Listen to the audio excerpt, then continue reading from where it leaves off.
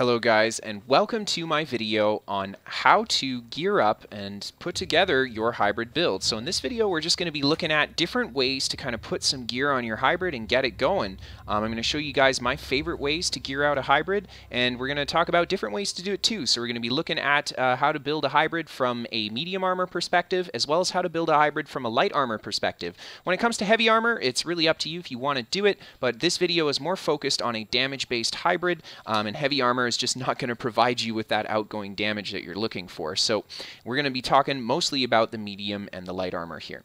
So let's jump right into it, guys. We're going to start off with a Pelinals hybrid build. Now this is a very classic hybrid build that's been in the game for some time already, and this build works by stacking your weapon damage as high as possible and translating it over into spell damage.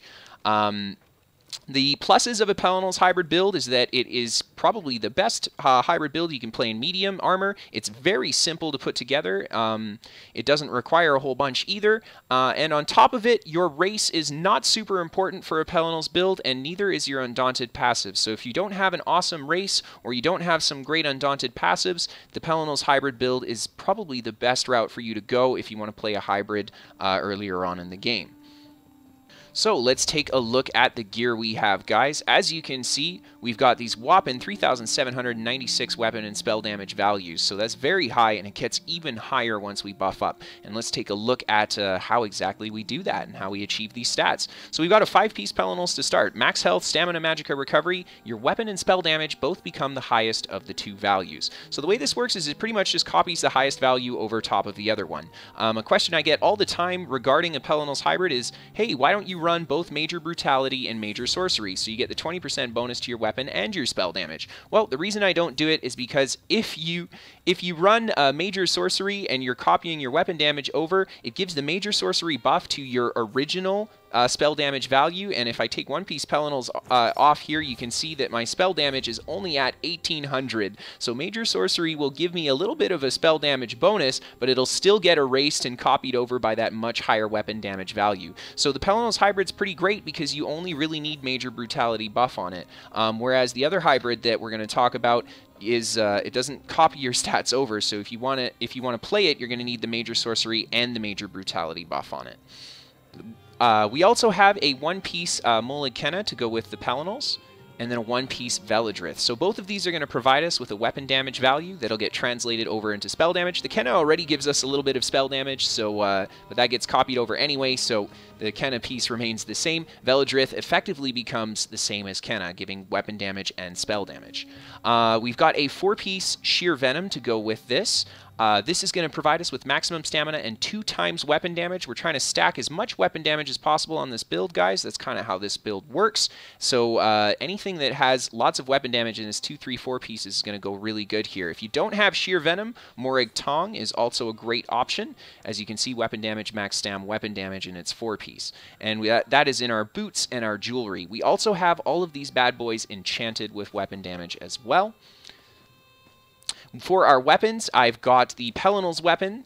I'm doing a great sword and a restoration staff at the moment. The weapons are really up to you what weapons you want to run, but I would say for your main damage dealing and / healing weapon, so the weapon that you want to have the highest amount of outgoing damage and heals on, you want to make it a Nirnhoned weapon. And I say this because Nirnhoned is going to increase all of your weapon damage. So you can see here a Nirnhond's damage value on a gold sword is 1743 versus, let's check out another gold greatsword coming in at 1571. So you get 200 more weapon and spell damage for having a Nirnhoned greatsword. So this is great because if you're playing, like, for example, a Templar, this is going to make your heals really powerful because they will dip into that spell damage value that the Nirnhoned gives, giving you a much stronger amount of healing power.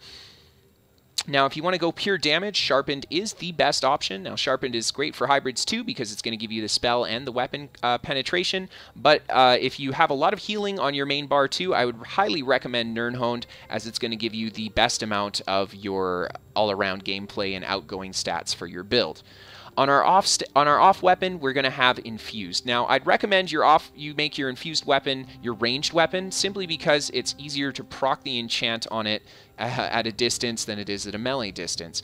For the enchant that we have on it, we have increase your weapon and spell damage by 417 for 5 seconds. Now this is great because this is going to give us around 600 weapon damage in the end after our bonuses are calculated, and that's going to be translated, of course, over into spell damage by Pelinals as well.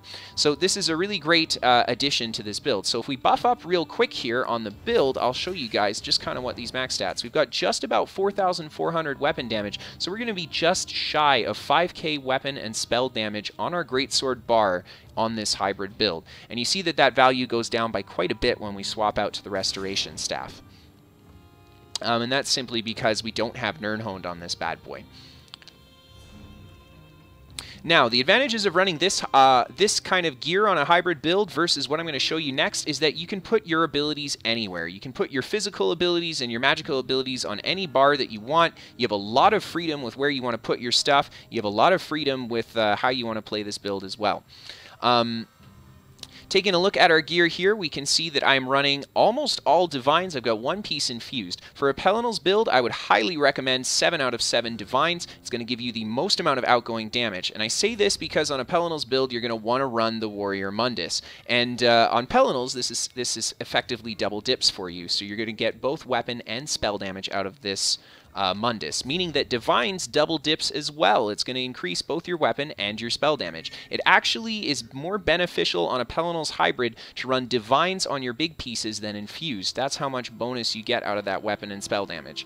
I do have Infused here. If you don't have full Divines, Infused is a great second choice. You can, of course, go for some Impenetrable if you're going to be doing some PvP. It is up to you, but if you want the highest outgoing damage, full Divines is the way to go. And as you can see, we have full tri-stat glyphs on here. The tri-stat glyphs are an absolute must for a hybrid. Something about hybrid builds is they are going to be a little bit expensive to put together because these glyphs are not cheap, but they are an absolute must for the hybrid, and this is why I say this. It's going to give you both your maximum magicka and your maximum stamina. Now, if you add these two values together, that's the same as if you just put a max magicka or stamina glyph on. Now, what you get bonus with the tri-stat glyphs is you get that maximum health on top of that increased maximum, on top of the both max magicka and stamina. This extra health comes in really handy because what it allows you to do is run different food that can increase your maximum magicka and stamina as well, and you don't have to run food that increases your max health. So as you can see on my character here, we've got about 17k HP, and the food that we're running with this build is increase my max magicka and stamina. So I'm going to find it in my bag here for you guys. We get almost 5k magicka stamina value off of this food versus the purple food, which is going to give us 4,100 magicka and stamina. Now, this is also going to give us a lot of max health, so these are both great food options. It's really just up to you if you want to drop that max health for that bonus damage off of the max magicka and stamina food.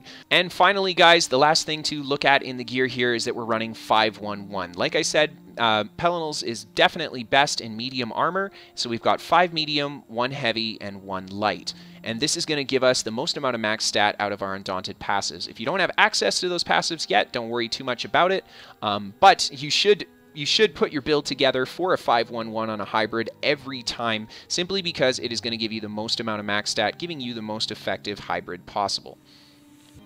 Alright, so let's take a look at a little bit of a different gear iteration for the hybrid. So what this does is we're running a very similar Pelinals build, so it's going to be medium armor as well. You can see all the gear here is mostly the same. We've got our 5-piece Pelinals on in our weapons. We've got the 1-piece Veladrith, 1-piece Kenna. We've got the Sheer Venom on. The only difference here is that we've changed out our weapons a little bit. We've gone for a 5-piece Sheer Venom on the bow bar, and then we're running a staff on our Pelinals 5-piece, and we switch between these two 5-pieces when we swap weapons. Now, what this does is effectively it increases your maximum damage potential on your hybrid, meaning that your outgoing damage is going to be a little bit higher than if you were running the more kind of freedom-based Pelinals build that I showed you guys before, where you can put your skills anywhere.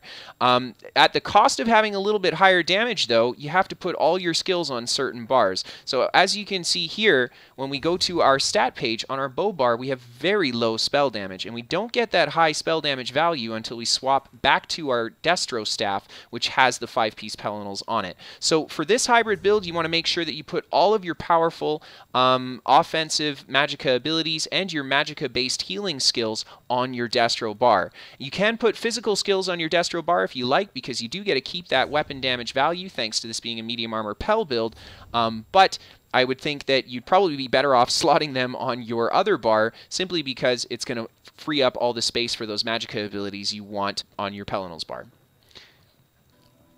Now, I used Sheer Venom as my example set for this here, guys. Now, you don't have to use Sheer Venom. I really like it, especially on the bow bar, because it gives your poison injection a double dot, which is really strong, but it's really up to you. It's really up to you. You could also go for a Master or Maelstrom weapon on your off bar here, and then run a 5-piece Pelinals on your staff bar. So what that allows you to do is have a Master or Maelstrom weapon, so you can have a really high weapon or weapon damage value when you're on your weapon bar, and then you get to maintain that high spell damage value when you swap back to your staff. The kind of disadvantage to doing this, guys, is that you're a little bit more limited in where you put your skills, first of all, and then second of all, you have to be careful with how you're using your abilities. If you want to play a dot-based build, you have to be careful that you use your physical-based dots to begin with, and then apply your magical-based dots second. Just because your physical-based dots or your magical-based dots will not be ticking for much damage if you're on your physical bar. So that's something to keep in mind if you want to go for this hybrid route. Alright guys, so let's take a look at a different style to build your hybrid, and this is going for the new set introduced with Morrowind, the Shackle Breaker set. So this hybrid build here is a lot more well suited for light armor than the Pelinals hybrid build. Now, another thing about this hybrid build is that I would also say it's a lot more complex to put together for yourself. So it's good that I've got it here for you guys. I'm going to kind of show you exactly how to get the most out of a Shackle Breaker hybrid build, especially if you're looking to play a light armor hybrid. Now, the big advantage of this is that you get to stack your max stat pools, especially your maximum magicka, which opens up the usage of damage shields on your hybrid in a very effective manner. So if you want to use damage shields on the hybrid, this is probably the best way for you to build it. If you want to do damage shields in a medium armor hybrid, I would recommend going for a medium armor Shackle Breaker build as opposed to Pelinals, because you just won't get a big damage shield due to you having not very large magicka pools. So let's jump into this one, guys. So as you can see, we've got a 5-piece Shackle Breaker on here. That's going to give us weapon and spell damage. It's going to give us both Magicka and Stamina Recovery, which is great. And then we see that almost 2k max Magicka and max Stam. It would be 2k if I golded this bad boy out. We're mixing that with a 1-piece Molig Kenna. This is going to give us some weapon and spell damage, which is very important. And then finally, we've got a 5-piece Necropotence on our staff bar swap. And this is going to give us a maximum max Magicka value that's very high. So the reason I actually have Necropotence here is because Necropotence is a fairly unique set. It's like quite simply the highest outgoing damage dealing set in the game. So because I'm on a Warden, this would work. Now this hybrid build would work great for a Warden, a Sorcerer, or a Nightblade, but a Templar and a DK, you're kind of out of luck if you want to do a Necropotence approach to the hybrid. Don't worry though, Templar DKs, I have another setup using Shackle Breaker in a light armor build that you can go for and still maintain that big max stat. So I'll tell you guys about that one once we move on past this build. So we've got the 5-piece Necro on our staff bar, 1-piece Kenna, 5-piece Shackle Breaker, and then finally we've got a 1-piece Maelstrom 2H on our weapon bar here. So I found this hybrid build to be very effective for outgoing damage. You get to stack a lot of max stat with it very effectively, especially that maximum magicka. So I'm going to summon the pet here and buff up so you guys can see the stats real quick on this build. So on my staff bar, we've got the 40k maximum magicka pool, so very great. 1905 spell damage, so that's quite a bit lower. And then on our 2H bar, we've got 3,200 weapon damage with the 28,000 maximum stamina. So both of these values, they're not super impressive, but they're not that bad either. Something to note about this build is we have quite a lot of spell penetration, so that's a little bit of an advantage there, and we also have quite a lot of physical penetration. And then finally we have quite a lot of crit as well. This hybrid build is running the Thief Mundus, so we got a lot more crit on this build than we did on the previous hybrid iteration. 52% spell crit and 34% weapon crit. So this hybrid build is boasting quite a bit more crit gameplay. So taking a look at the gear here, guys, the way that this works is that when we're on our staff bar here, we're going to get that massive max magicka bonus. You see our magicka pool will go up almost 10k magicka just swapping weapons. And then when we swap to our greatsword bar, our weapon damage will go up by a huge amount. We'll get about 700 weapon damage swapping to the greatsword. So we get a lot of max stats switching between our two different weapons here. So if you want to do this approach to a hybrid, you got to keep that in mind when you're putting your skills on your bar. You're going to have a much more focused bar for each of your weapons. So your physical weapon will have all of your physical skills, and your magical weapon will have all of your magical skills. Now, like I said before, guys, we went for infused on the weapon here. On our ranged weapon, I would think infused on the ranged weapon is very important because that's the one you're going to be landing a lot of light and heavy attacks with, and it's going to give us that weapon and spell damage bonus, which is going to be great for this hybrid. It'll bring our spell damage up to 2,400. It'll bring our weapon damage up to 3,800, so it's very awesome. And we also have the Maelstrom Battle Axe, so this is going to apply a little bit of a dot when we do the crit rush as well, so that's pretty great. Like I said, guys, adding any extra damage is great for hybrids, as that's kind of what they struggle to get. On our gear here, we've gone all weapon damage and chance on necropotence jewelry, which is very strange. You wouldn't normally see this unless someone was playing a hybrid build. Now, the reason that we've gone for this weapon damage approach and maximum magicka approach is because that's just kind of how things scale the best in ESO. If you want to find the best results for your character, if you're playing a magicka build, you're better off dumping into maximum magicka than you are into spell damage. And then if you want to find the best results for your character if you're playing a stamina build, you get better returns dumping into weapon damage than you do into maximum stamina. So as you can see here, we've taken a stark focus on weapon damage and maximum magicka to get the most out of those stats because they are going to give us the most benefits as opposed to stacking spell damage and max stamina.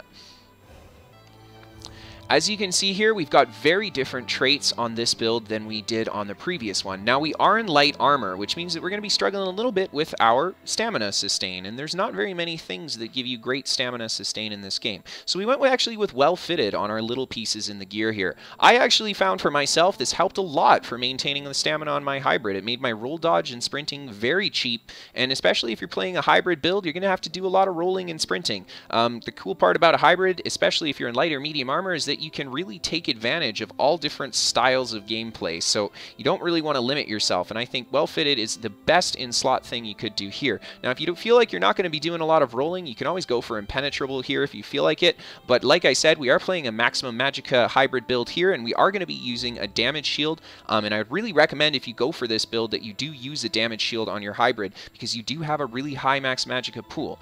On our big pieces, we've gone with infused. So we have no divines on this build at all, so a stark contrast from our Pelinal's hybrid. The infused is going to be really important to stack that max stat on this build, so it's very, very effective for this one.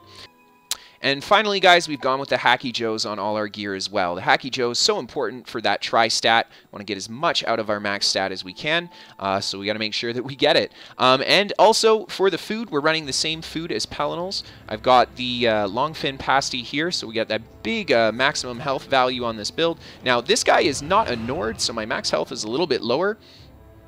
So if you want, you can always go for the blue food on this build. In fact, the blue food would be more beneficial on this build than it would be on the Pelinal's hybrid. And I say that because we have bigger pools here, so we're actually going to get, and not only that, but we're actually dumping more percentage bonuses into our maximum magicka especially. So the blue food is going to be a very effective way for you to increase your damage at the loss of some maximum health. Okay, so let's take a look at a little bit of a different iteration on this same kind of hybrid build here. So as you can see, we have a little bit more spell damage and a little bit more weapon damage than we did before. We have quite a bit more magicka and stamina recovery, but our max pools are a little bit lower. We still have the 40k magicka, but our max stam pool has gone down by about 8,000. So the damage on this one versus the necropotence kind of build is you lose out on a little bit of damage, but you do get a little bit more regen. So that's kind of the trade-off there. For the gear we have on this one, guys, it's very similar. We've got the 5-piece shackle breaker just like before. We got a 1-piece Molag Kenna to go with it.